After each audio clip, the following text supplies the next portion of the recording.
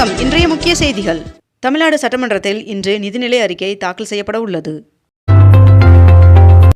தஞ்சை செங்கப்பட்டி காவல் நிலையத்திலிருந்து எதிர்க்கட்சித் தலைவர் உதயநிதி ஸ்டாலின் அவர்கள் விடுவிக்கப்பட்டார். தமிழகத்தில் இன்று திருவண்ணாமலை, விழுப்புரம், கடலூர், காஞ்சிபுரம், செங்கல்பட்டு, சென்னை, திருவள்ளூர், திருச்சி, கரூர் ஆகிய மாவட்டங்களில் ஒரு சில இடங்களில் மிதமான மழை பெய்ய வாய்ப்புள்ளதாக வானிலை மையம் தகவல் தெரிவித்துள்ளது. அரசியல் மேடைகளில் பேசுவதற்கெல்லாம் கைது நடவடிக்கை எடுப்பது மிக தவறானது என்று நாம் தமிழர் கட்சியின் தலைமை ஒருங்கிணைப்பாளர் சீமான் அவர்கள் கண்டனம் தெரிவித்துள்ளார். நீர்வளத்துறை முதன்மை செயலாளராக இருந்து பணியிட மாற்றம் செய்யப்பட்ட சத்யபிரதா சாகு அவர்கள் பொருளாதாரம் மற்றும் புள்ளியியல் துறை முதன்மை செயலாளராக நியமிக்கப்பட்டுள்ளார். இந்தியாவில் கடந்த 2025ஆம் ஆண்டில் அதிக அளவில் உடல் உறுப்பு தானம் நடைபெற்ற மாநிலமாக தமிழ்நாடு முதலிடத்தை பிடித்துள்ளது. ஆடி கிருத்தியை ஒட்டி பக்தர்கள் வசதிக்காக இன்று முதல் 7ஆம் தேதி வரை சென்னை சென்ட்ரல் மற்றும் அரக்கோணம் வரை இயக்கப்படும் 3 பயணிகள் ரயில் திருத்தணி வரையில் நீட்டிக்கப்பட்டுள்ளது. KRS அணையின் நீர்மட்டம் 103 அடியை நெருங்கியுள்ளது. கேரள மாநிலத்தின் வயநாடு மற்றும் கர்நாடகாவின் குடகு மாவட்டங்களில் தொடர்ந்து பெய்து வரும் கனமழையால் அணைகளுக்கு நீர்வரத்து அதிகரித்துள்ளது. பிறப்பு இறப்பு பதிவுகள் திருத்த மசோதா மக்களவை, மாநிலங்களவை என 2 அவைகளிலும் நிறைவேற்றப்பட்டது. முதலமைச்சர் விஜய் அவர்கள் 112 கோடியில் முடிவுற்ற 4 திட்டங்களை திறந்து வைத்தும் 710 கோடி ரூபாயில் 4 புதிய திட்டங்களுக்கு அடிக்கல் நாட்டியும் தொடங்கி வைத்தார். கடந்த ஜூலை மாதத்தில் கார் விற்பனையில் மாருதி சுசுகி கம்பெனி முதலிடம் பிடித்துள்ளது. கர்நாடகாவில் TK சிவகுமார் அவர்களின் தலைமையிலான அரசின் 2ஆம் கட்ட அமைச்சரவை விரிவாக்கத்தில் 19 பேர் புதிய அமைச்சர்களாக பதவியேற்றுக் கொண்டனர். கடந்த 3 ஆண்டுகளில் தமிழகத்தில் தோல் அல்லாத காலணி உற்பத்தி நிறுவனங்கள் 16,000 கோடி ரூபாய் முதலீடு செய்துள்ளன என்று தகவல் வெளியாகியுள்ளது. தமிழகத்தில் உள்ள அரசு மற்றும் அரசு உதவி பெறும் கல்வியியல் கல்லூரிகளில் 2040 B.Ed இடங்களுக்கான ஆன்லைன் கலந்தாய்வு நேற்று தொடங்கியது. ஒகேனக்கல் காவிரியில் நீர்வரத்து 16,000 கனஅடியாக அதிகரித்துள்ளதால் பரிசல் இயக்க தடை விதிக்கப்பட்டுள்ளது. கர்நாடகா அணையிலிருந்து திறக்கப்பட்ட காவிரி நீர் தமிழ்நாடு வந்தடைந்தது. கேரளாவில் தொடர்ந்து கனமழை அதிகரித்துள்ள நிலையில் 12 மாவட்டங்களுக்கு ஆரஞ்சு எச்சரிக்கை விடுக்கப்பட்டுள்ளது. 22 கேரட் ஆபண தங்கத்தின் விலை சவரனுக்கு 400 ரூபாய் விலை குறைந்து 1 சவரன் 1,05,600 ரூபாயாகவும் 1 கிராம் 13,200 ரூபாய்க்கும் விற்பனை செய்யப்பட்டு வருகிறது. இதனைத் தொடர்ந்து 1 கிராம் வெள்ளியின் விலை 235 ரூபாய்க்கு விற்பனை செய்யப்பட்டு வருகிறது. மேகதாது விவகாரம் தொடர்பாக உச்சநீதிமன்றத்தில் தமிழ்நாடு அரசு புதிய மனு ஒன்றை தாக்கல் செய்துள்ளது. கிளாஸ்கோவில் நடந்த 2026ஆம் ஆண்டிற்கான காமன்வெல்த் போட்டியில் 39 பதக்கங்கள் வென்ற வீரர்களுக்கு பிரதமர் நரேந்திர மோடி அவர்கள் பாராட்டு தெரிவித்துள்ளார். நாடு முழுவதும் சுமார் 3,96,000 போதைப்பொருள் வழக்குகள் நிலுவையில் உள்ளதால் அவற்றை விரைந்து விசாரிக்க சிறப்பு நீதிமன்றங்களை அமைக்குமாறு மாநிலங்களுக்கு ஒன்றிய உள்துறை அமைச்சகம் உத்தரவிட்டுள்ளது. திருச்சி ஸ்ரீரங்கம் வண்ணத்துப்பூச்சி பூங்காவில் ஜூலை மாதத்தில் 57 இனங்களை சேர்ந்த சுமார் 1,200 வண்ணத்துப்பூச்சிகள் பதிவாகியுள்ளன என்று தகவல் தெரிவிக்கப்பட்டுள்ளது. கடந்த 3 ஆண்டுகளாக செவ்வாயில் பறந்த நாசா ஹெலிகாப்டரின் பணி நிறைவு பெற்றது. தமிழகத்தில் பைக் டாக்சிகளுக்கு அனுமதி இல்லை என்றும் விதிகளை மீறி இயக்கப்பட்டால் அபராதம் விதிக்கப்படும் என்றும் தெரிவிக்கப்பட்டுள்ளது.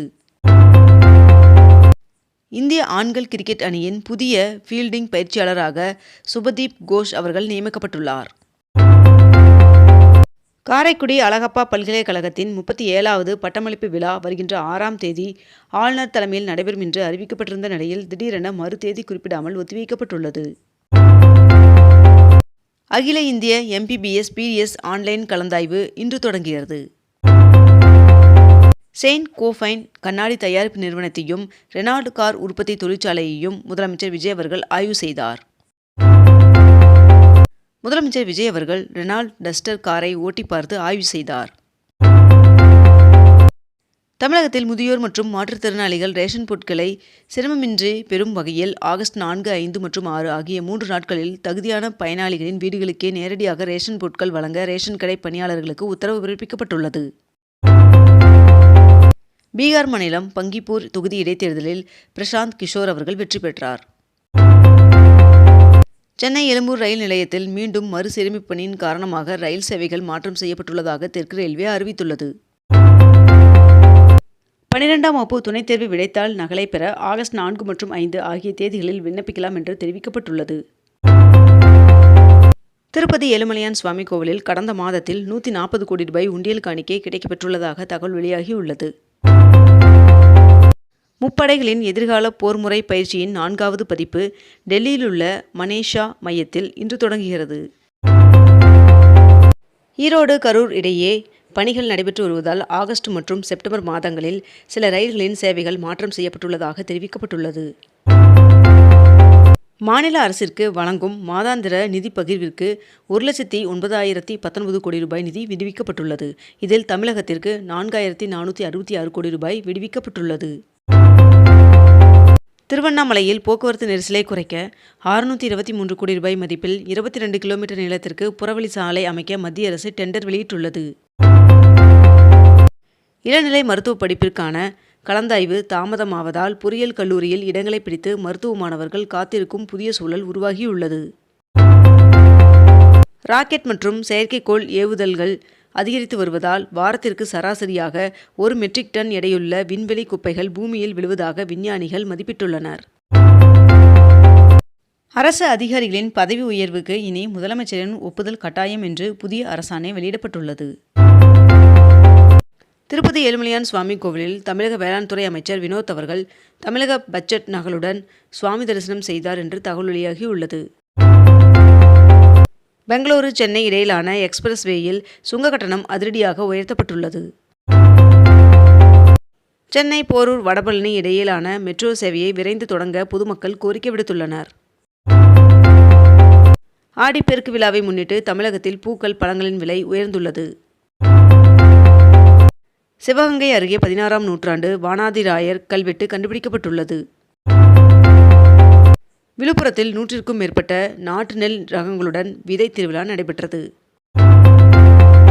நீட் தேர்விற்கு எதிராக போராடிய மாணவர்கள் மீதான வழக்குகளை தமிழக அரசு ரத்து செய்தது. சிங்கப்பெண் சிறப்பு படை சார்பில் 7 நாட்களில் 378 புகார் மீது நடவடிக்கை எடுக்கப்பட்டுள்ளதாக தகவல் வெளியாகியுள்ளது. கிளாஸ்கோ காமன்வெல்த் விளையாட்டுப் போட்டியில் ஆடவர் ஈட்டி எறிதல் பிரிவில் இந்திய வீரர் நீரஜ் சோப்ரா அவர்கள் வெள்ளி வென்றார்.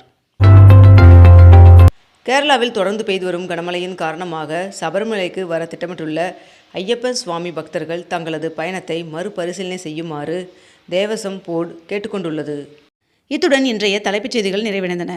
மேலும் இதுபோன்ற அண்மை தகவல்களை உடனுக்குடன் தெரிந்து கொள்ள அக்னிபூ சேனலை சப்ஸ்கிரைப் செய்து கொண்டு தொடர்ந்து இணைந்திருங்கள். நன்றி, வணக்கம்.